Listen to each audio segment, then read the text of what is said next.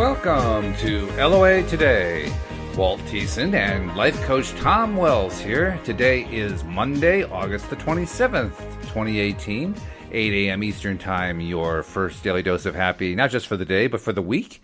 And we hope you had a great weekend. I know I had one. Louise and I went up to Vermont on Sunday to visit friends at Mount Snow, Vermont, and just had a beautiful time. It was just gorgeous. Great to be out in the beautiful outdoors, breathe the fresh air.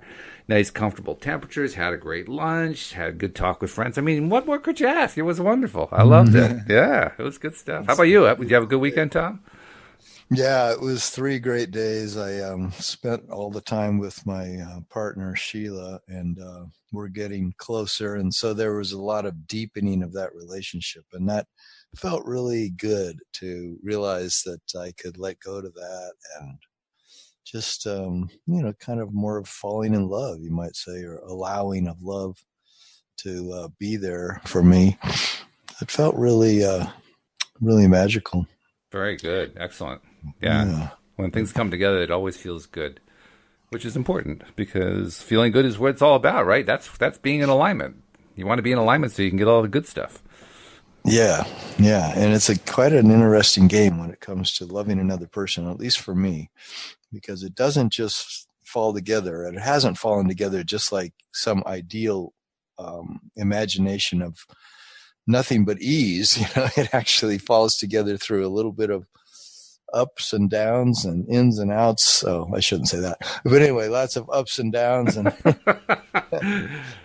matter how I say it, I'm in trouble here. But what we will say is you've been through a lot, that's for sure, because yes. We know that just from all the topics we've discussed related to relationships over the last couple of weeks. So, yes. Yeah, you can watch my evolution there. That's right, yeah. Well, hey, that's what I learned from one of our listeners when Louise and I met him a few months ago.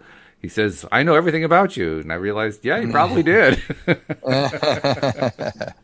Yeah, that's what my partner was saying to me. She says, well, if anybody wants to know, what's going on in your life, they just tune in for this week's sitcom. Pretty much. Yeah. Soap opera. The soap opera.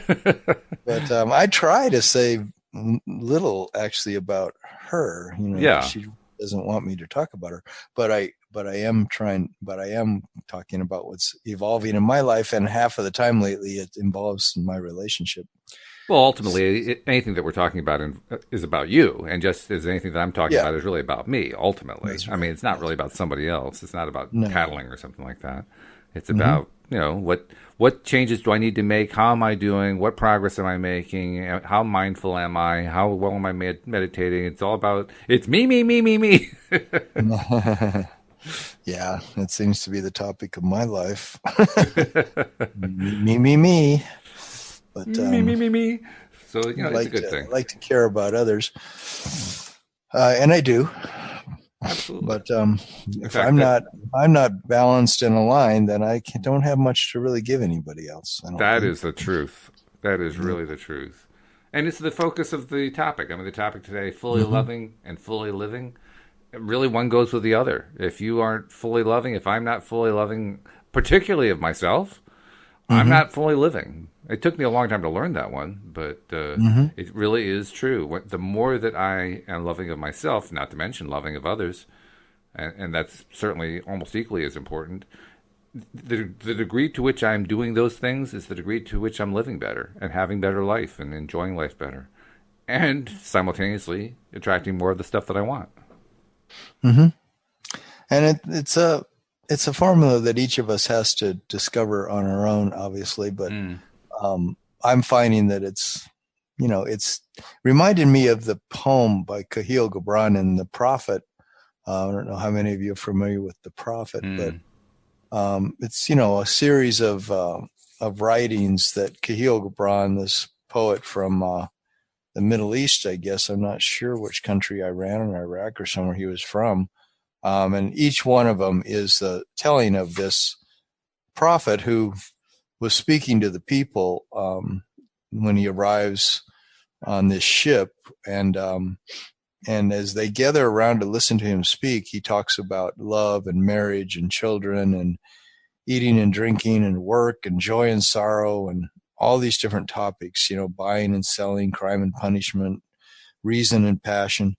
And I always remembered that the one where he talks about love, and I listened to this. I had it back in the day on a cassette tape, and I listened to it over and over back in the days of cassette tapes when I would drive on these long drives I would make for my business. And, the distances out here in the West are so huge that driving from Colorado to Utah to Idaho and back again could take, 8 hours, 12-hour drives. Oh, easily, yeah. And I would listen to this Kahlil Gibran, the prophet, a lot, and it always moved me so deeply. I thought it was so beautiful, and anymore when I try to read it, it's not quite the same to me, because let's read it from the point of view of law of attraction work. It seems like he's also, I don't know, just promoting the both sides of the coin so much that it's a little bit. Sometimes people, I think, when they speak or they write, they communicate to me like a pretty heavy dose of suffering, and I'd have a hard time believing that much suffering is necessary. I agree with you. I understand that. Sometimes it happens. Yeah. I mean, yeah. But he says on love, he says, if in your fear, if you're too afraid, and all you seek is love's peace and love's pleasure.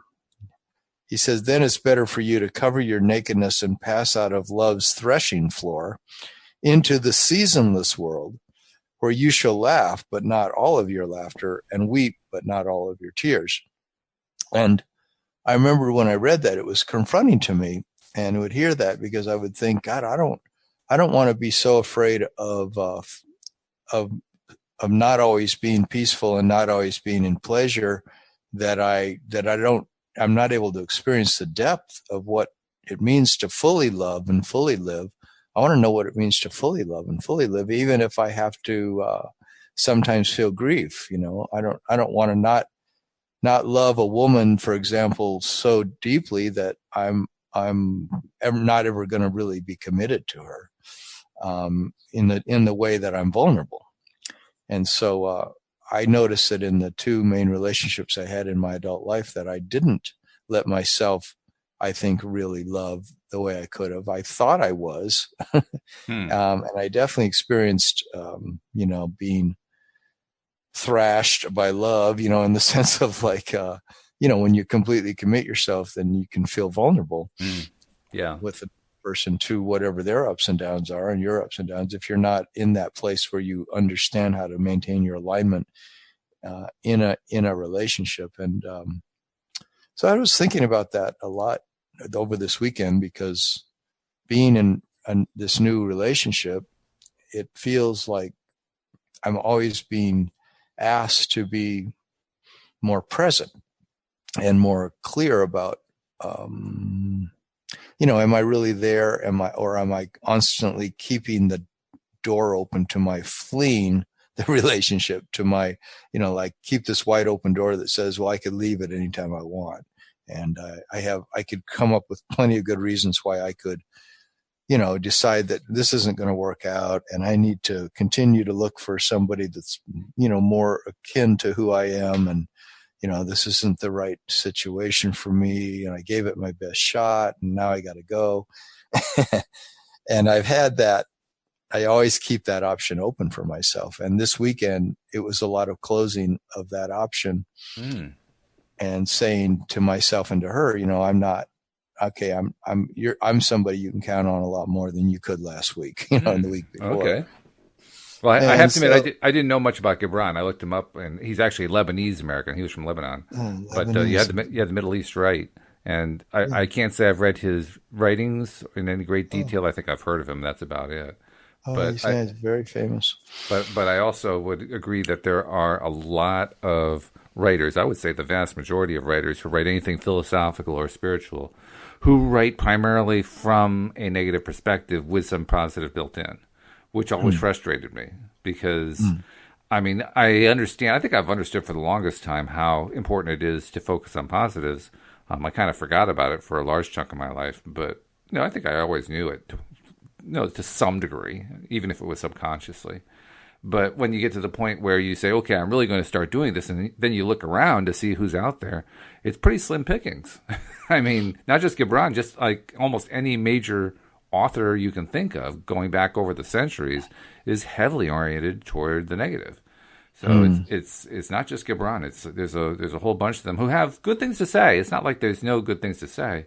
It's just that there's a heavy negativity. Now, and this is understandable. I mean, in Abraham terms, we are in a world of contrast. We come here deliberately to experience the contrast. And experiencing the contrast means sometimes you're not going to enjoy it. But that's all right, because it's not like you have to enjoy all of it all the time. It's about coming here and deciding, well, yes, I like that, but I don't like that. No more of that, thank you. Yes, more of that, thank you. You know, that sort of thing. And also finding ways to look at and experience and understand the stuff that I don't like so that I can pivot it around. And, okay, well, I really don't like it when someone throws a snowball in my face, but I sure do like it, you know, when I get to go out and play in the snow with that person, just as long as they're not throwing a snowball in my face, you know, so finding the good side to the thing. That's really what I think life is about, is finding the good side to as many things as we can. So, you know, to whatever extent any author helps us to do that, that's great. But I think it's even more important that we're just doing it in our lives. That's what you're doing. You're finding where the positives are in this relationship that you're in. And in so doing, you're getting to the point now where you're feeling more comfortable in, you know, committing to the relationship. Yeah. And it is the way we talk to ourselves and everything that really has an influence. And how much we've dealt, I feel for myself, how much I've dealt with the things inside myself that would cause me to want to stay so safe. You know, the fears of not wanting to be exposed. And as this Kahlil Gibran says, you know, you're naked on the threshing floor, and love wants to, you know, make you into bread and bake you in the oven and serve you to the divine. You know, it's like love wants you to be transformed from, you know, who you think you want to stay as into something that's actually much more beautiful in a way, and maybe more loving, your heart more open, you're more, you know, a kind of person who, when people are around you, they feel that guy is really got a beautiful heart. That guy is really open. He's loving. He's kind. But he's vulnerable. He's honest. He's authentic. You know, these are the kind of things I aspire to. But when I find that I'm holding on to some deeper fears that always keep me, you know, somewhat insulated and isolated from the level of intimacy that I really want with people, that's the stuff I want to look at and ask myself, well, okay, so what's this fear doing to me? And even to know what the fear is, you know, sometimes you don't even recognize, you just think, oh, I'm doing the best I can. And I've been saying that for years, but I think when I make myself available, like in this relationship, then I'm a lot more, I'm vulnerable, but I've got to be more honest with myself, you know, I find myself so many times I've said, would I rather stay here at my friend's house, you know, this weekend, or would I rather go home and take a break? And I'm starting to ask myself that, and finding that I'd rather stay with her for the sense of just and that's about a level of comfort. Yeah. But it feels better to actually be with her than it does be fleeing back to my place, because there's nothing really at my place that I'm really longing for. I'm more content with her. And that's a good sign. Yeah, you're finding the better feeling thought. I'm finding the better feeling thought. I'm finding the better feeling just inside my body. And I'm really and I'm really just somehow making a transition to where I find a way to be with her that I don't have to keep that fear alive. Mm-hmm. That's what matters. And so living fully, living freely, fully loving, fully living. That's why I asked that question. My friend had asked me that question over the weekend. She said, what do you believe you could do to love more fully? And so I thought that was an interesting question. I've been sort of pondering it, you know, like, what can I do to love more fully and to live more fully? And what do you think is involved with that too? I mean, that to me, that's the more primal question. You know, what is it to live fully? What does that mean? Yeah. I mean, there are lots of ways you can approach that question, but for me, it's about how fully do I interact with source energy, because source energy really is love, and love is source energy. So when I look at it and understand it that way, now I'm looking at it in the context of, okay, I have a relationship with Louise, but I also have a relationship with source energy because that's where I come from. How do those two work together? And it actually turns out they work together quite well and quite consistently, and they've held together really nicely for the first 20 years of our relationship. And, yeah, but it's a good lot thing. of it has been, wouldn't you say that? Would you say that the fullness that you've achieved in your relationship, a lot of it has come by you being vulnerable in that relationship, or being Well, yeah, yeah. I what? mean, I don't really like the phrase being vulnerable. I understand what they mean by it. Yeah. I think that there's an unnecessary negative context that gets included in there. Because when we talk about vulnerable, what we're really saying in most of those contexts is vulnerable to being hurt. And I don't think there's any great virtue in being vulnerable to being hurt. Right. I think there's a lot of virtue in opening up. I think I prefer to express it that way. You know, opening and being more available. I like the word available, being emotionally available. I think that's a good one. In fact, if I remember correctly, that was the phrase my wife used when she was looking for me. Back when she had this was let's see, this was November 2000. I'm sorry, November 1997, and her cat of 16 years died, and then 6 months later she met me, and during that period, she was deliberately going out of her way to find somebody and asking specifically, do you know any emotionally available men, any men with healthy emotional makeup? Which, when she told me that and she had found me, I thought to myself, wow, do I really? Yeah, do I really have that? I don't know. And I came to the conclusion that I did, but nevertheless, it was a bit of an eye opener because it provided a positive way to express what was so often expressed negatively. Not that she was looking for somebody vulnerable, she was looking for somebody who was emotionally available. And emotionally available is a different feeling to it.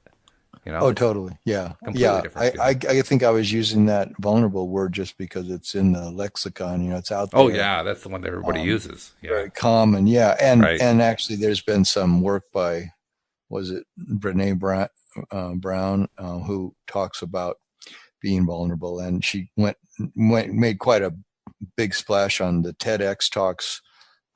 TED Talks, as her talk on vulnerability was a huge paradigm shift that was occurred in the American society, over the last number of years, because she's written books on vulnerability. And so she approaches it. If you read her stuff, she's just trying to say, like, how do you no longer be caught up in your constantly taking score, evaluating, being critical, being shamed, being in blame, either feeling you're to blame or your partner's to blame.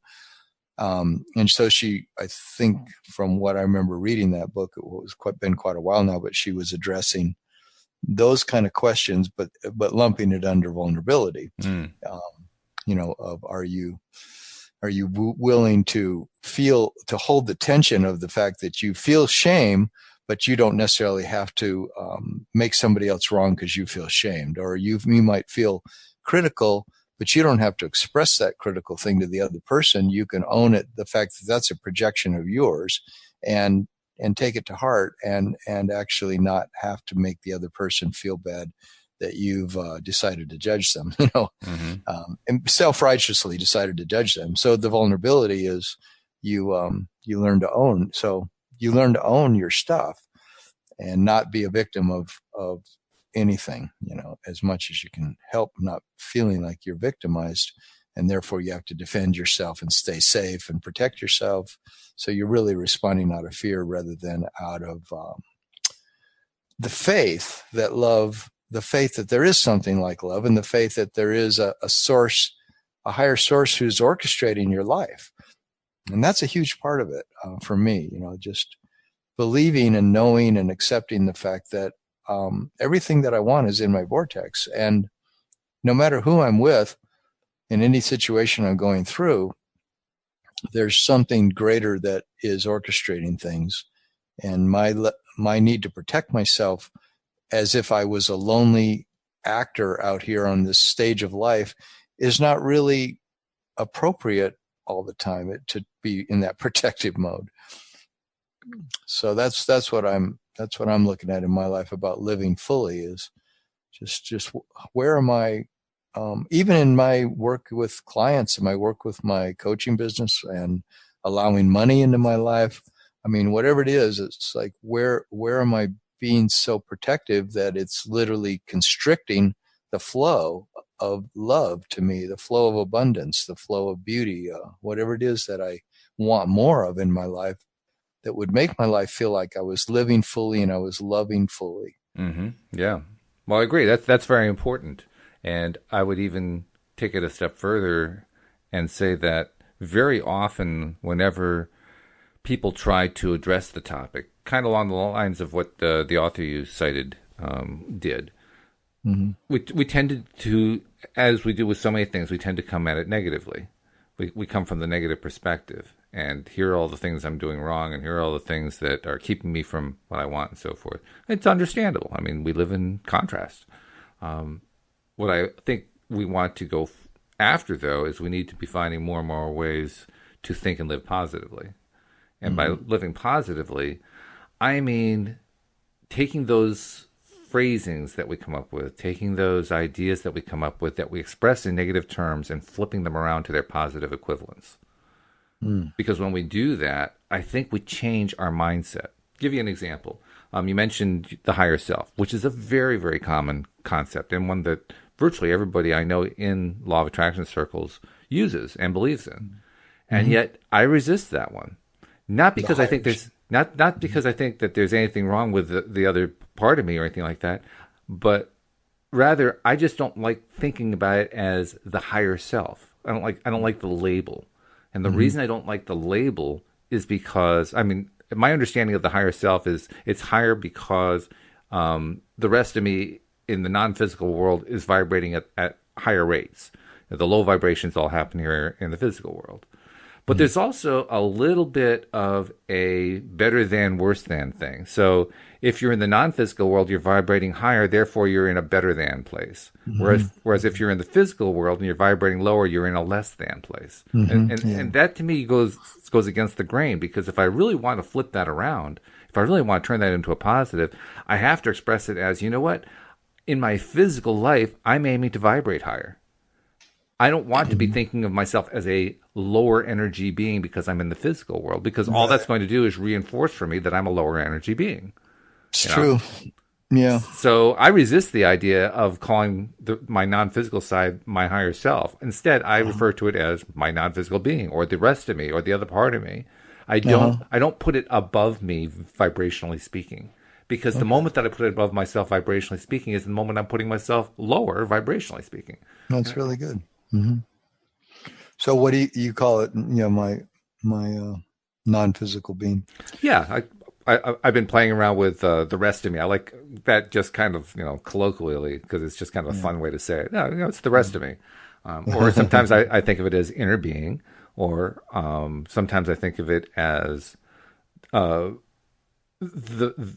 other part. You know, the part that I don't see, the part of me that is playing a major role in life, but I just don't see that part of me. But I try to always keep it on an equivalent footing in the way that I express it. The way I express it may vary from, you know, show to show, from conversation to conversation, but I'm always trying to think of it in terms of me in my physical being equivalent to me in my non-physical. Mm-hmm. Mm-hmm. Well, that's good. That doesn't mean that there's not a lot of power in the non-physical side of me. There is. There's plenty of power in it. There's lots and lots of it.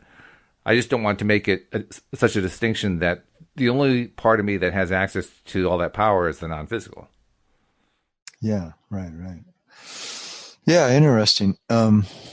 Higher does imply lower. I use higher source self a lot, and I always do feel funny when I say higher, because there really isn't even a up and a down here. Right. You know, there's no, but yes, it does imply that there's a greater wisdom there, a greater knowing, a greater everything, you know, and that goes all the way back to my Catholic upbringing, where you're taught in the early catechism classes, they're called, you're taught that God is all seeing, all knowing, all, is everywhere.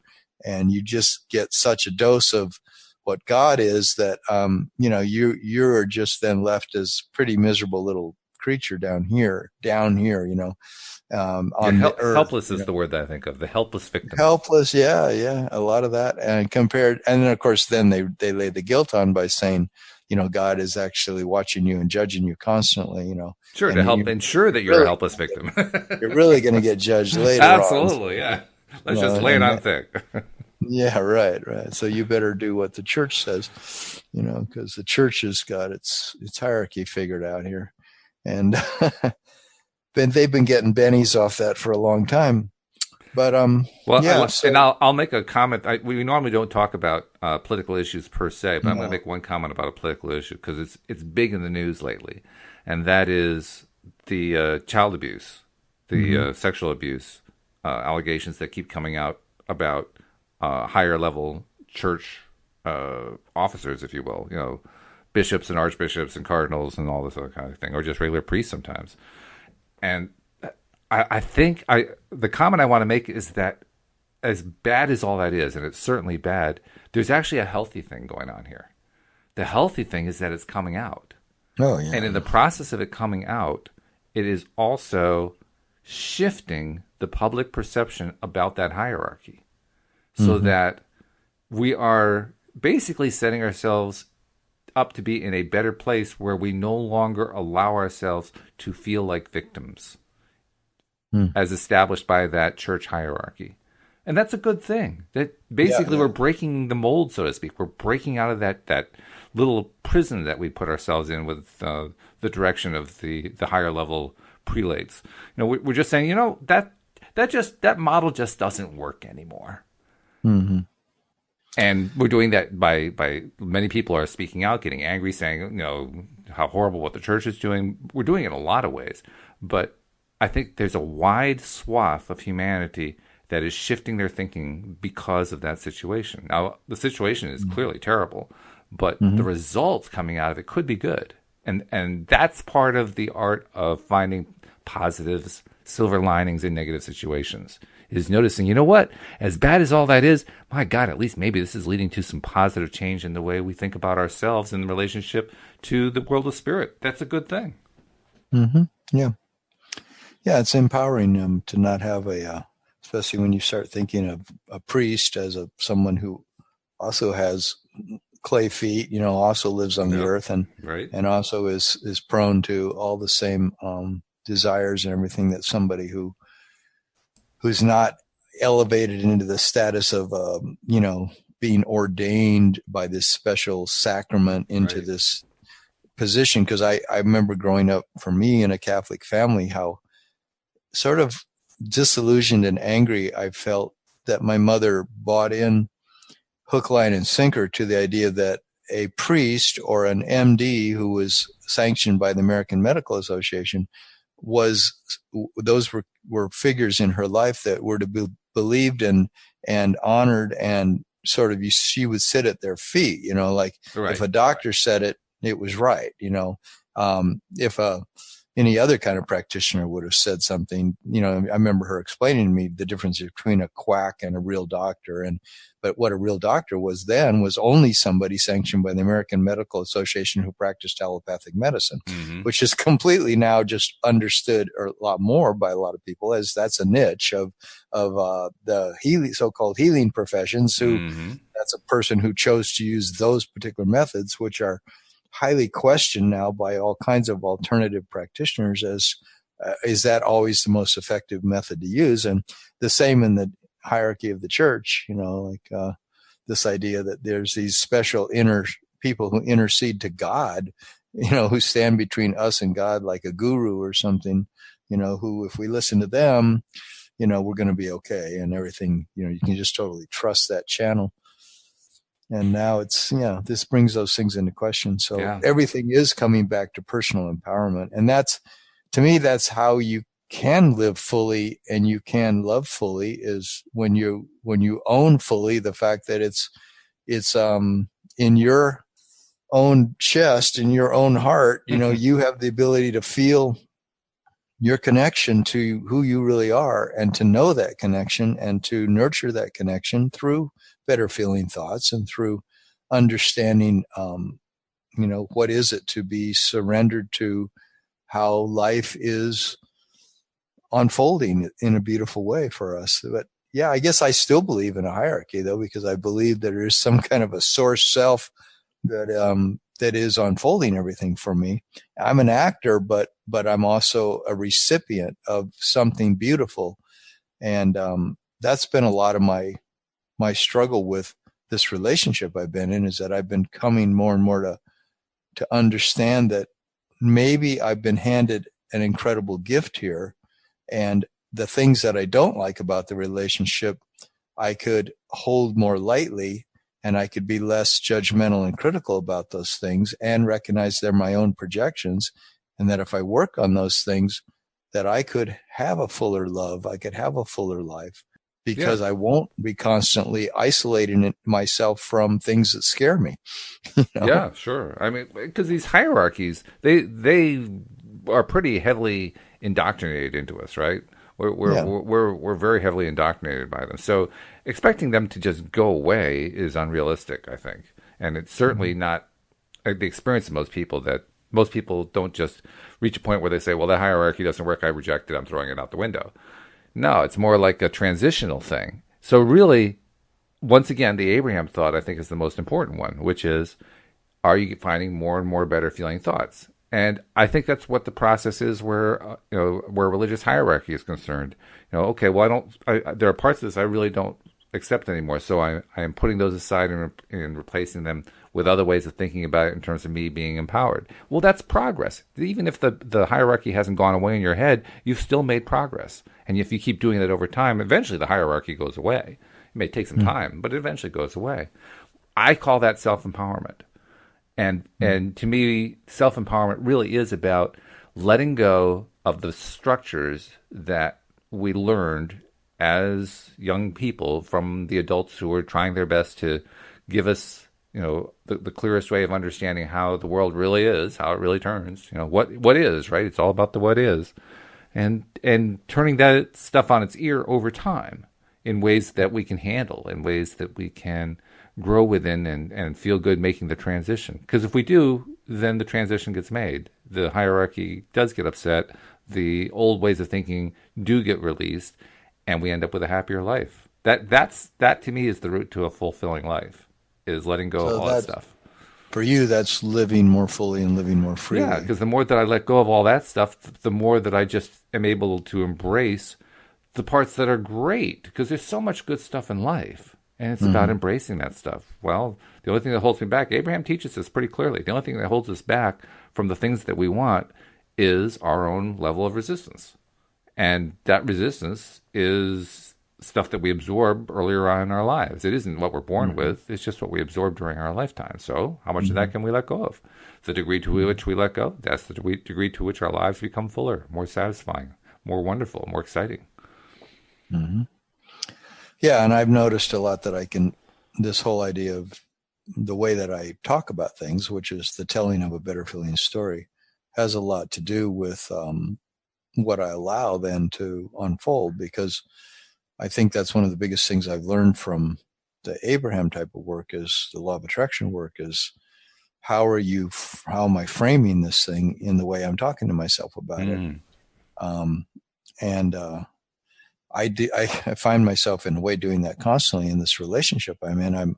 I'm finding ways to talk to myself that take me off the ledge of the fear You're talking of yourself down. That's good. You're talking talking yourself off the myself ledge. down. Right. Yeah. And in the process, I keep myself from being a person who would feel like they have to act out in a aggressive way or in a negative way with her, because my buttons are getting pushed so strongly. And instead, I say, well, how would I prefer to be dealing with this, and what feels better, and what are the positive things that I'm experiencing here, and where is this negative stuff coming from, and starting just to get get in a position more and more where I can see.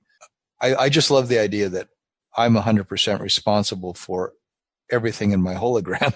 So everything in my life experience is somehow my projection. Yeah. I'm projecting it out onto the screen of life, you might say. And this is who shows up, and this is what they show up. This is the traits and qualities they show up with, and this is how I react to that. And all of that is my creation. And I've talked about this recently in other podcasts, but I'm creating all that for a reason. I'm creating it all because that's what's working for me right now somehow. And then if it's not what I want, then I got to really ask myself, well, so why would I be creating that right now? It's got to be something there for me to look at, So if I get feeling really bummed by it or really fearful by it or really angry because of it, then those emotions are telling me that source doesn't see it that way. And how does source see it then? Because if it's pushing my buttons like that, how would source possibly see this? And so, begin to ask myself those questions. And but I'm feeling my way more than I used to. I'm instead of just like trying to logically understand it, I'm feeling what feels good to me. Yeah, that's like a good step. Earlier, I was saying, does it feel better for me to say to my friend, I've got to go home. I've had enough for the weekend. This is too much intimacy for me. I need a break. Or do I say, do I get to the point where I can feel really clearly I guess there is no reason for me to run away from her. This is actually, there's a level here of tension, but this is something I want to look at deeper. I want to feel into this more. And we do a lot of that. We talk together to the point that we really feel into what's going on with each of us. And I like that because love seems to spring from that. As we get deeper into our conversations. I'm sure you've experienced that many times with Louise, when you have a conversation around an issue that is, pushing one or both of your buttons, but you deal with it in a way where you own the fact that those buttons are getting pushed. Okay, there's anger, there's sadness, whatever there is, but let's stay in this conversation and find out, where's the love here? Where's the understanding? Where's the compassion? Am I really listening to her? Is she really listening to me? Are we really getting each other here? Or are we just having a knee-jerk reaction because we're afraid or because we're sad or something? I read something interesting yesterday. You know how Abraham Hicks puts out these daily quotes? Usually drawn from one of the workshops or something like that. But there was a really interesting one in yesterday's, and I think it kind of relates to this one. It actually comes from a very old workshop dating back to August of 1998, which is also the summer that Louise and I were getting to know each other. And that the quote says this: "Make more decisions in every day." Oh yeah, I love that one. Because a decision is a summoning of life. That's why a little chaos is good for you, because often you don't make a decision until you get yourself in a jam. And then in the middle of the jam, you make a decision, but that decision summons life force. Have you ever been a place where you couldn't quite make up your mind and then you just sort of felt limp? Oh, I don't know. And then you decide and you felt alive again? We want you to know that you'll never get it done, so don't approach this from, I got to get on this, because you're not ever going to get it done anyway. And the other thing we want you to know is you cannot get it wrong. So make a decision and let it flow. And the nice thing about that approach is if you're insisting on making a decision in any situation where you're feeling angst, even if it's the, quote, wrong decision, you'll find out really fast. It's not like you have to wait years before you find out, oh, boy, that was the wrong decision. Yeah. But when you don't make a decision, when you just kind of, when not just you, I'm not pointing this at you, when one doesn't make that decision, when one just kind of, gets angsty about it. I have so much angst about this. Oh, geez, I don't know what to do. This situation, is this going to change? Am I going to feel better? Is it about me? Is it about her? What's going on here? It's a non-decision mentality when we're in a mentality like that. And really, it's an opportunity and an invitation to us to make a decision and just try it and see what the decision produces. And if you don't like the result, then you can make a new decision. You don't have to keep sticking to that one bad place. You can keep changing by making new decisions. Mm. I'm trying to make that a point in my life now. Just make the decision. Pick something. Flip a Yes. coin if you have to, but do something. Make a decision, and once you make the Yeah. decision, see how it works out for the next 2 minutes, or the next five Hmm. minutes, or the next 10 minutes. And if you don't like it, we'll make a new decision Hmm. and keep making decisions until you find a path that is working out better. You're like, oh yeah, I like this one. I'm glad I made that decision. Great. Now you got your decision the way you want it to be. Hmm. The worst Hmm. place to be in is where we're just in that, oh, geez, I don't know what to do. What's causing this? I don't understand. Because you never make a decision in that place, you know? Hmm. Yeah, it's very interesting. It's like one of those really, and to me, it's a really deep point about living is this thing about making decisions. And I remember how that quote was Hmm. so powerful in my life about 4 years ago when I was going through the major transition of changing my life of suffering and angst, much more suffering and angst, into a life of incredible relief and ease when I was really diving into the work of Abraham so solidly. This is now almost 5 years ago, but I was listening to them constantly, and I was literally transcribing Abraham segments over and over again into this notebook, because each time I would write one out in longhand, I would learn so much about what I really wanted in life and where I've been at and how I've been shooting myself in the foot, so to speak, by the way that I would act and think. And that particular quote was huge to me, because I've had a problem, I feel, my huge amount of my life with decisions, when I go into my head and I get too analytical about things, and I'm trying to figure it out rather than feel my way through it.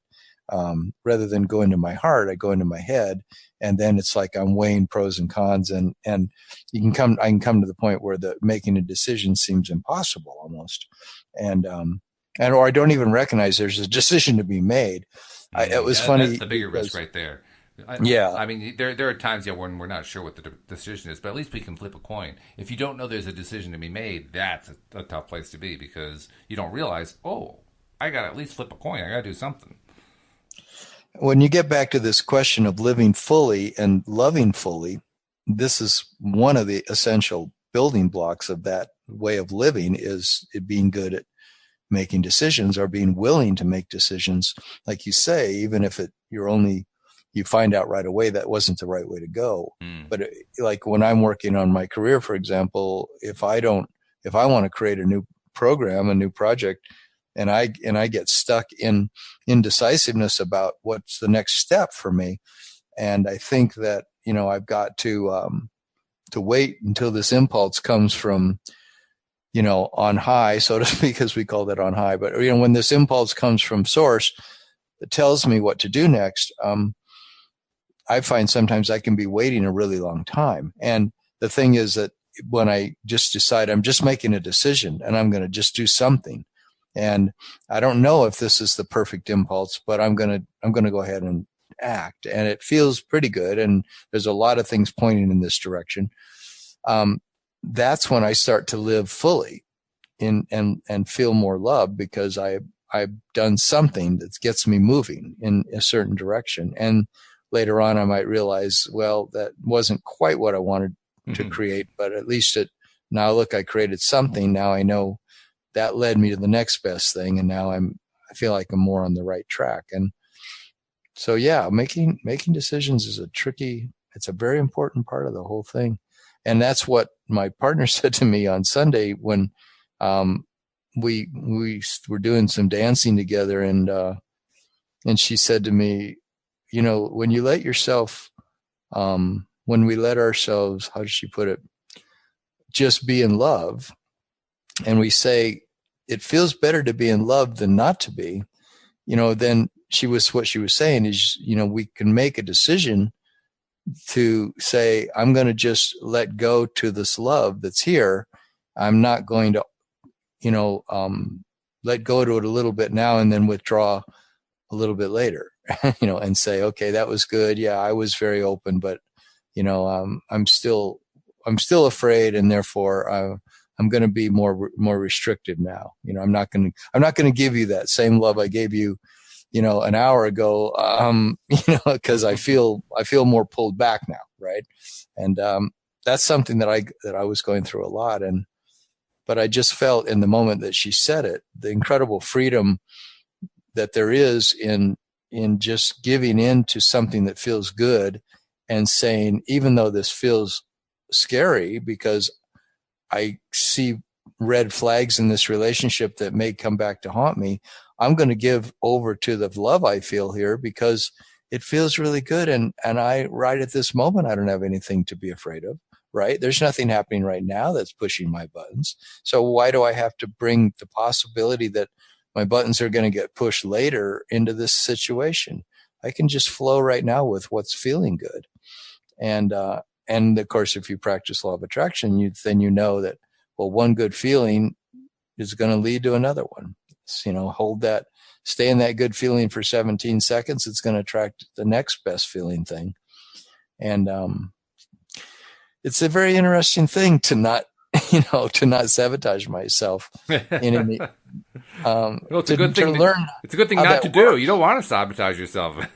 Well, but to learn how it works, because the biggest part of it that I'm learning is that it's okay to hold attention of knowing that something isn't right somewhere in the mix, but I don't have to go in there with a magnifying glass and look for the thing that's not right so that I can focus on it. As if, if I think something's not right and I focus on it, then I'll make things better. But it's the opposite according to law of attraction. I go in there and I look for the thing that feels uncomfortable and I try to get it out, and I end up feeling more and more uncomfortable the more I look at it. The more I'm afraid of it, I think that's where the decision thing comes in. The more decisions that we make, the better off we are. I think that when we get into that mode where we're trying to just parse it out, we're trying to figure it out and so forth, we're not making any decisions, and so we don't get any good clues. The moment that we start making decisions is the moment that the clues become pretty obvious. I mean, anything that happens as a result of a decision we make, it's usually not vague. In fact, it's possible there might be something vague that comes out, but I would be hard-pressed to come up with an example. Everything I can think of suggests that the moment I make a decision of some kind and act on that decision, the feedback's pretty quick. And it's pretty obvious, and it's not usually something you have to say, well, geez, what really happened right now? Did something actually happen? I'm not really sure if something happened. You don't go through that. It's like, oh, yeah, something happened. There it is. Yeah. And I've made decisions before where I've walked out on my partner in a sort of a really quick, like I got to go because my buttons were getting pushed so much. And she kind of knew it, but it was like I had to go, and then I had to sort it out on my own. But once I sorted it out, I found that the real thing I wanted was to be with her, and rather than the thing that pushed me away, that I decided was a reason to withdraw. And at some point, you probably come to the conclusion that in some way, and this is going to be my phrasing rather than your phrasing, you probably come to the conclusion that in some way that thing that pushed your button is suddenly not so much of a button. And I think that happens through the decision-making process rather than through the analytical process. I think the analytical process actually builds up those negative consequences and those difficult situations and painful. Well, if I leave whatever I leave on the front burner, so to speak, of my stove is a thing that's going to really be boiling, and that's the thing that I'm cooking, And right. So if I'm cooking my concern about the red flag, I feel in some way that she responded to me, or something, I think a trait that she has that bothers me, and I put it on the front burner and I focus on it, then it's going to force me to make a decision at some point because I'm putting so much focus on it. Like, is this a make or break aspect of this relationship, which, if it's not resolved, then I can't be in this relationship. And I found that I can put those things on the back burner rather than just put all this focus on them. And it's sort of like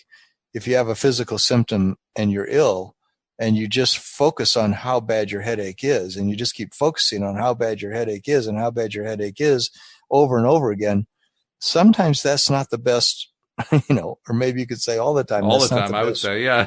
place to focus, because if instead you said, well, I have a headache, but I'm not going to really focus on it. What can I focus? Oh, I think I'm going to watch a movie, and I'm going to take, another Advil, and I'm going to just sort of get my focus off my headache and just onto this movie. And I hope it just sort of dissipates. And lots of times it does, Oh if I yeah. get my focus onto something that really is a lot different of a focus. Sometimes I do find that to be a wonderful way to get rid of symptoms, you know, put it on something that feels better. And that is the bottom line of what is taught in law of attraction is, Mm-hmm. and so, yeah, it's very interesting to, see what it feels like to always be choosing what feels like fully being engaged in the moment with what I want and who I am. Anyway, it's Yeah. just a topic that I feel it's kind of an endless discussion. Well, yeah. Well, obviously, it's also very big in your life right now. So, Yeah. with topics of that kind, we tend to go around and around and around and around on them. That's why it becomes the endless topic. The funny thing is, it actually isn't endless. It ends when we start taking action. And then all of a sudden, Yeah. it becomes a new topic, and it's the new topic is different from the old topic. And I Yeah. think that's what Abraham's getting at. I mean, they said that a decision is a summoning of life. That's why a little chaos is good for you. So that's the first part about that, making the decision, Yeah. right? Yeah. And then later on, they say, have you ever been in a place where you couldn't make up your mind and you just felt sort of limp, and then you decide and you felt alive again? Well, that's the process of being in an analytical state, trying to find your, which way do I want to go, what's my feeling, and so forth. And then you take the decisive action, and boom, all of a sudden, the whole thing is shifted. Now, Mm-hmm. we tend to think about it in terms of, well, the problem never really went away. But actually, what happened is the problem changed. The problem changed and morphed in some way. Mm-hmm. And when we start noticing that, when we start noticing the morphing, now we're finding our way out. Yeah. And sometimes we look back at the thing that was the problem, and even though we didn't address it head on, we sort of sidestepped it and went into a better feeling place about some other topic. Right. Then sometimes a little while later, we look back and that thing that was a big monster before, a big monster problem, is no longer there, Exactly. or it's much smaller. And I Yeah. think the thing of making decisions consistently is actually one of the key cornerstones of having a full life where you're living fully and you're loving fully, because in that willingness to be engaged in life, because you make decisions rather than sit around and wonder, how can I ever have what I want? How will I ever get what I want? I mean, what can I do? I don't feel like acting. I better wait. Instead of just saying, well, I'm going to try this. And then you try that, and then you say, okay, that took me to this place, and I'm going to try this. It doesn't mean you're constantly doing. Sometimes there's a lot of caution in the world of law of attraction about being a doer constantly, but there's also a lot I've noticed that Abraham has said about making those decisions and getting on with it and being in your life, living your life out loud rather than, always being too careful or waiting too long or hesitating too long, Oh yeah, absolutely. I would say that is a good summary of my own life, because so much of what I go through where I'm trying to make that decision, and it becomes angst and it becomes frustration or anger or fear or whatever else that's not a positive emotion. That experience is really all about daring to take an inspired action. And you're right, it doesn't have to be a physical action. It can also be a thought action. It can be an emotional action, because all of those things really qualify as actions. You don't have to get up and take a walk in order to be taking an action. Mm-hmm. So once I look at it that way, then I begin to realize every time that I find myself in that place of not quite daring to take an action, all I'm really doing is setting myself up for more frustration and failure and fear and dread and anxiety and all that other stuff. I'm actually much better off just saying, go boldly. Just go. Go boldly. Mm-hmm. Pick something and go with it. And just do it like you believe it. Mm-hmm. And when I do that, that becomes the true inspired action. Because now I'm not overthinking it. Mm-hmm. Overthinking is probably our biggest enemy. As Joel has repeatedly informed me of and told me, like, wow, he's so proud of how much I've gotten to the point where I'm not overthinking stuff anymore.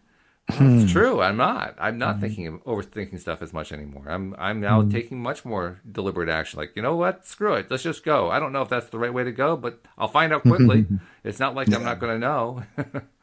It'll inform me very fast whether or not that's the right way to go. And if it's not, I can shift direction. That's the good news. I can shift direction. Once I make a decision, it's not permanent for the rest of existence and all time. Yeah. I can shift it 3 minutes from now. Mm-hmm. That's a good thing. That's power. Yeah. Yeah. And, there's a time for waiting for an impulse and not acting, because it just doesn't feel right, and then at that time, sometimes we turn our attention towards, well, I'm going to go for a walk instead of right now making this decision. And then when I get back from my walk, I'll see how I feel about what I want to do next on my project, Mm-hmm. Sure. I feel like I do that a lot because I guess it's somewhat, maybe a lot out of fear, that if I act too quickly or act rashly, I might do the wrong thing. And then I guess I learned a lot when I was a kid that, that I had to do everything so perfectly each step of the way that I'm afraid to make mistakes. There's a big part of me that's afraid to make mistakes, but I think that's a key part of living fully and living freely is the willingness, like you say, to just make a decision. And if it's not ever really a mistake, it's just a learning experience that you have along the way. Exactly. And it's only a mistake if you judge it, like saying, "Oh, I'm bad that I did that," or "I'm wrong," or this screwed me up, and now I got to undo this thing I did. And right, now, that's the Abraham message, right? You can't get it wrong, and you'll never get it done. You can't get it wrong means you really can't ever make a mistake that is something to beat yourself up about. You may make it. If you take the word literally, mistake means to miss a take, to take a direction that you really didn't want to take. That's not a flaw. It's just simply I don't really like the choice I made, so I get to make another choice. If you look at it that way, now there's no such thing as a mistake anymore. Not in the sense of, oh my God, I made a mistake. Oh, how terrible. I'm so critical of myself because I made this mistake. No, it's now, oh, that's not where I wanted to go. Well, I'll just turn left instead of going straight. No problem. Yeah. It's like if you're making a movie and you do a take, and the take doesn't work out right, then they do another one because they had a mistake. Right. Yeah. You're just doing another take. You're doing another take of scenes. Yeah. Speaking of takes and mistakes, I want to take a moment here to put a message out that we're putting out with every podcast, which is all of our subscribers, all of our regular listeners, we're asking you to post on your social media channel something about loatoday.net and use that phrase, loatoday.net. We are seeing significant increases in listenership, and it's happening in a large part because a small minority of our listeners are doing exactly that. So please take a moment to post because it really is helping more and more people find out about this great daily dose of happy that you can get. And for those of you who are not yet subscribers, just go to the homepage of our website at loatoday.net and you'll find instructions on how to become a subscriber. It takes a minute, and once you do, all of the episodes come flowing right to your smartphone where you can enjoy them every single day. And Tom, for somebody who needs a more personal approach, how can they approach you about a little coaching? Well, I like to offer people a free half hour so they can talk with me for half an hour about some situation in their life that they would like to get help with, get coaching about. And so I offer a free half hour if you go to my website, which is called youarejoy.com, with the three words youarejoy.com. And there's a place there in the menu. You can sign up for the free half hour, and then from that you could decide if you wanted to do further coaching with me. Sounds great. Tom, it's been a pleasure. I look forward to talking to you on Friday. Yeah, we'll see you then. We'll have a great week. And we'll see you as well next time here on LOA Today. Goodbye, everybody.